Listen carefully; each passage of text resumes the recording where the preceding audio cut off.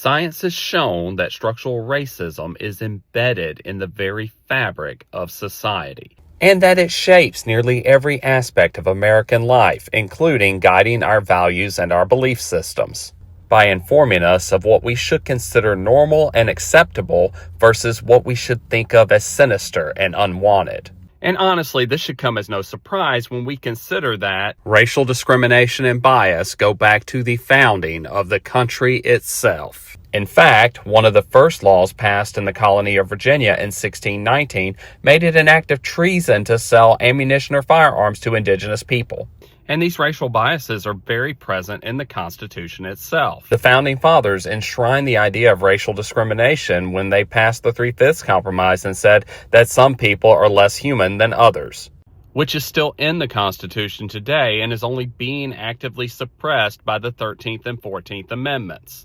And deconstructing just how intertwined American politics are with racial discrimination is called critical race theory, which politicians like the Florida governor here want abolished at all costs because God forbid we teach the true history of this country. They would rather pretend that racism is some ancient specter of America's past and treat it like the boogeyman, while conveniently ignoring the real impacts this racial structure has on many of our fellow citizens.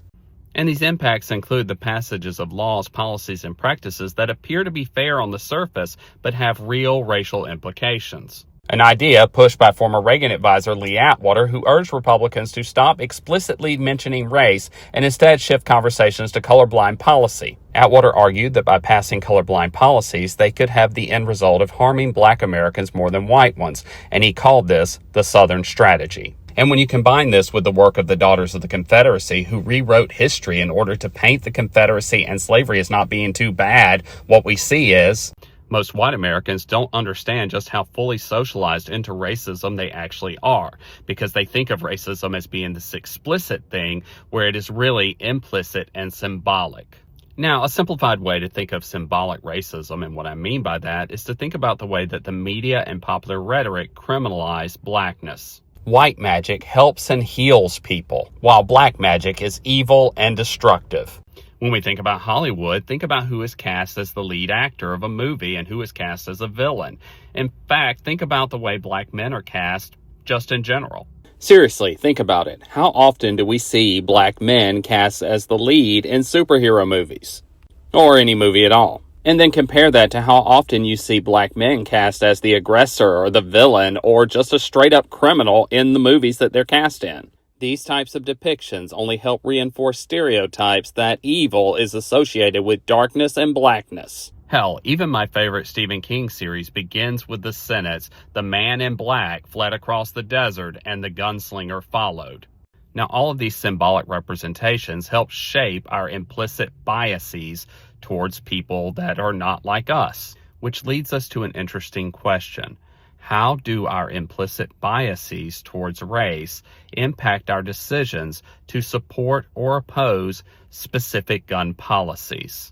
And to answer that question, researchers from Florida State University, the University of Texas at San Antonio, and Baylor University decided to examine the role that implicit racial resentment plays in white Americans' decisions to support or oppose specific gun policies. Now, to begin, we created our implicit racial resentment scale, and that gets at attitudes towards things like affirmative action, welfare, and immigration. Because after all, when we complain about immigration, we're not complaining about white Europeans who overstay their visas. Nor are we talking about those who sneak across the Canadian border into the U.S. We are only concerned with what's crossing the southern border.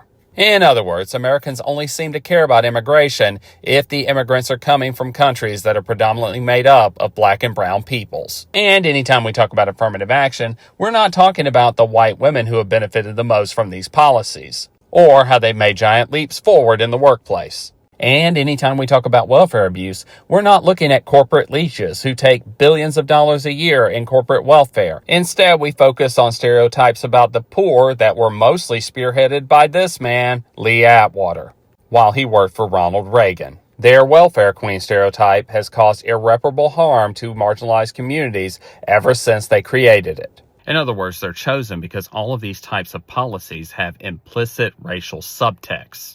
Now, there were a total of 8 gun policies that were looked at for this paper, and they included things like arming teachers or increasing armed security at schools, or whether or not they opposed the ban of things like the AR-15, or whether they supported training or mental health checks. And they found that those with higher levels of implicit racial resentment supported more guns in more places and fewer barriers to access to guns. In particular, those with higher levels of implicit racial resentment wanted more teachers to be armed in schools. And they wanted to increase the presence of armed guards at schools, something we know from research causes more harm than good. But I don't think anyone is surprised by those findings. What is surprising is that those with higher levels of implicit racial resentment were strongly opposed to policies that have broad universal appeal. In particular, they were highly opposed to requiring people to be trained before getting weapons, and those with higher levels of implicit racial resentment were overwhelmingly opposed to requiring mental health background checks before purchasing a firearm. Having untrained and unsafe people having access to weapons can have dire consequences, as we've seen played out over and over in society. But these other policies can have dire consequences for the Black community as well. Having untrained and unsafe people having access to weapons can have dire consequences, as we've seen played out over and over in society.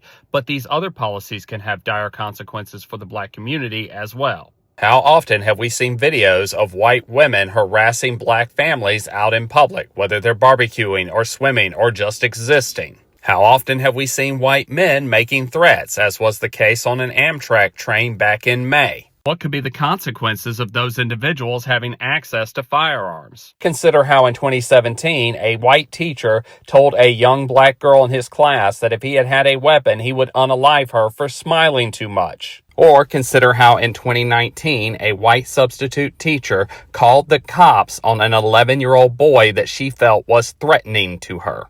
And research shows these are not isolated events. Black students are more likely to be viewed as difficult and problematic as compared to their white counterparts by school employees. Look, let's just assume I'm being hyperbolic. Let's just assume that nothing bad would actually happen. That those people who are harassing Black men and women wouldn't actually unalive them if they had a weapon. That teacher wouldn't actually unalive that student had he had a gun.